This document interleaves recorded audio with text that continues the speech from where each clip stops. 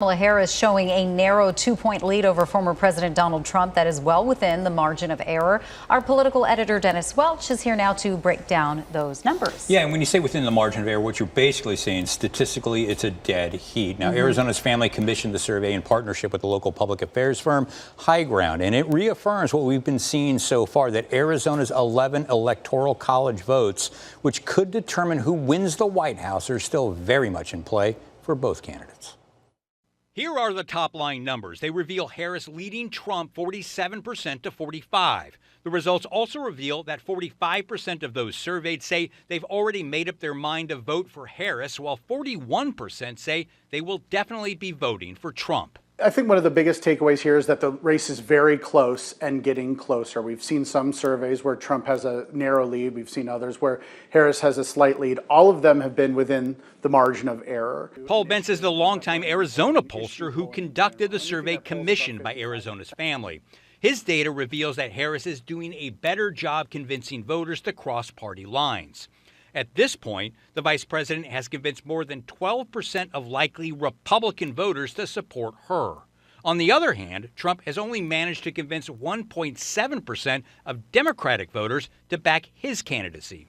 The two candidates are also evenly split with voters who are unaffiliated with any party, while Trump is leading by double digits with independents. What we're really seeing is that the Democrats are much more solidified behind their candidate. They very much circled the wagons, whereas Republicans are still struggling internally with at least a portion of their party.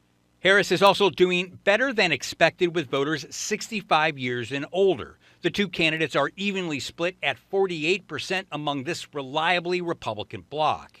And like the previous two presidential cycles, Trump is doing much better in rural parts of the state than Harris, while the VP leads in Arizona's two most populous counties, Maricopa and Pima. And this survey was conducted at the end of last week. Another interesting data point here is the gender gap, with Harris winning more than 52% of female voters to Trump's 40%, while Trump is winning over 50% of male voters to Harris's 42%. Guys? We've been saying for a long time it's going to come down to a couple 100,000 voters in 7 swing states. Of course, Arizona very pivotal.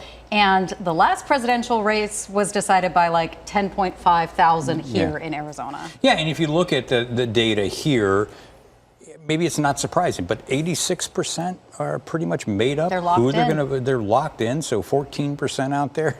Maybe maybe could be movable, but you know, it's going to be very close. We knew that. I know the election is a little over a month away, but remember, early voting starts next week, so we're already in the middle of this. And Dennis, these were likely voters, not just registered voters, right? Yeah, these were picked by basically on how often they vote. These are people who are reliable voters out there. They wanted to get a sense of who are they supporting, how are they voting, what's going to happen with them. Now, that does leave open some room. Could there be an influx of new voters out there? Have Republicans identified voters who haven't typically voted in the last election cycle or the last couple? Could Democrats do the same thing? There's always a lot of questions to be answered. Well, with these polls, there's always things you can look at with a little suspicion, just like every poll.